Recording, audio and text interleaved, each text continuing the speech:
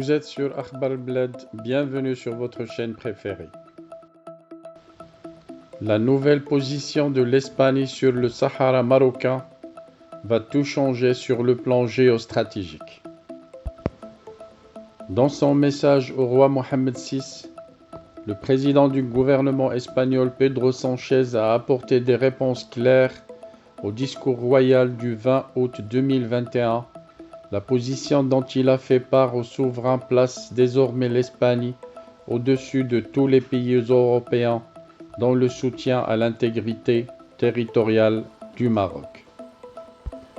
Avant d'entamer le sujet, n'oubliez pas de vous abonner à votre chaîne préférée Akhbar Bled, mais surtout n'oubliez pas de cliquer sur la cloche pour être sûr de recevoir à chaque fois qu'il y a du nouveau sur la chaîne un bip qui vous avise et qui vous invite à y aller pour être les premiers à consulter.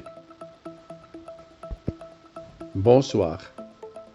C'est un tournant et il n'est pas exagéré de le qualifier d'historique alors que l'Espagne n'avait jamais pris position en faveur du plan d'autonomie pour résoudre le conflit du Sahara. Pedro Sánchez, le président du gouvernement espagnol, a rompu avec cette position traditionnelle de Madrid en affirmant dans un message adressé vendredi 18 mars 2022, un message au roi Mohamed VI, que l'Espagne considère l'initiative marocaine d'autonomie présentée en 2007 comme la base la plus sérieuse, réaliste et crédible pour la résolution du différend du Sahara occidental. Dans sa lettre au roi Mohamed VI, Pedro Sánchez définit le plan d'autonomie comme la base, un article défini qui n'a jamais été aussi déterminant que dans le propos du chef du gouvernement espagnol. Le plan d'autonomie n'est pas une base parmi d'autres, mais la seule base qui permet de trouver une solution aux différends. Si l'on veut pousser plus loin l'interprétation sémantique, l'on dira qu'avec l'usage de cet article défini, l'Espagne considère le plan d'autonomie n'est pas une option, mais la base exclusive pour trouver une solution au conflit du Sahara marocain. Il convient de souligner que la première fois que le gouvernement espagnol prend position en faveur du plan d'autonomie présenté en 2007 par le Maroc, les termes avec lesquels ce pays s'est engagé en faveur de cette solution placent désormais l'Espagne au-dessus de tous les pays européens dans le soutien à l'intégrité territoriale du Maroc. Ce soutien est d'autant plus important que l'Espagne est l'ancienne puissance coloniale du Sahara, qu'on lui attribue souvent une responsabilité historique sur ce dossier et qu'elle constitue le fief du Polisario en Europe. Pedro Sánchez a mis du temps à apporter une réponse tangible au discours prononcé par le roi Mohamed VI le 20 août 2021 à l'occasion du 68e anniversaire de la révolution du roi et du peuple, mais les éléments contenus dans son message de ce vendredi 18 mars sont à l'unisson des fondamentaux qui sous-tendent le discours du souverain. Rappelons-le, le 20 août 2021, le roi a consacré une partie importante de son discours aux relations du Maroc avec l'Espagne. Il a dit « J'ai suivi personnellement et directement le processus de dialogue ainsi que l'évolution des discussions.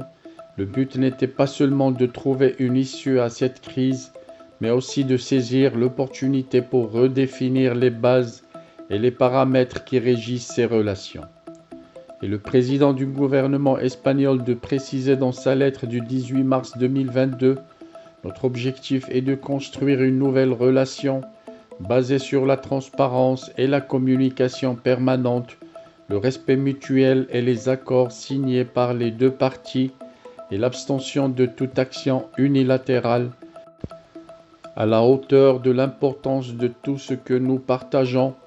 Comment ne pas reconnaître une juste résonance entre les propos du souverain et ceux de Pedro Sánchez? Dans son discours du 20 août dernier, le roi avait dit, avec un optimisme sincère, nous formons le souhait de continuer à œuvrer avec le gouvernement espagnol et son président, son Excellence Pedro Sánchez, afin d'inaugurer une étape inédite dans les relations entre nos deux pays. Désormais, celles-ci devront reposer sur la confiance, la transparence, la considération mutuelle et le respect des engagements.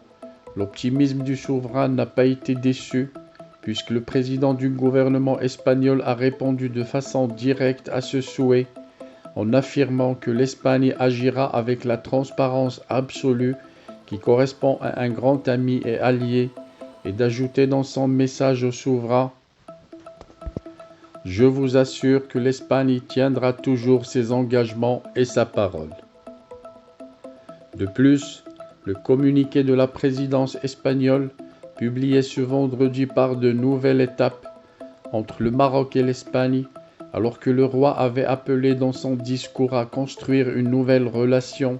Les deux pays sont donc sur la même longueur d'onde.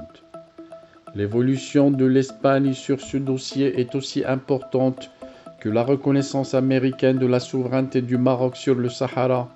L'Espagne, c'est l'acteur historique du dossier et le fief du Polisario. C'est aussi le repère pour l'Amérique latine et nombre d'autres pays sur le Sahara. C'est en ces termes que commente une source diplomatique marocaine sur un média marocain le message adressé par Pedro Sánchez au roi du Maroc.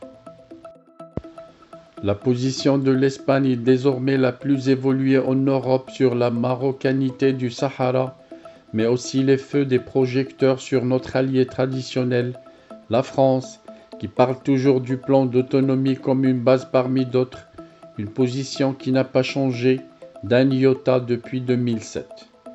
Partenaire historique, censé être le plus avancé avec le Maroc, la France se complaît pourtant dans son immobilisme par rapport à l'intégrité du royaume en faisant du surplace. La France semble bien passive comparativement à l'Allemagne et l'Espagne.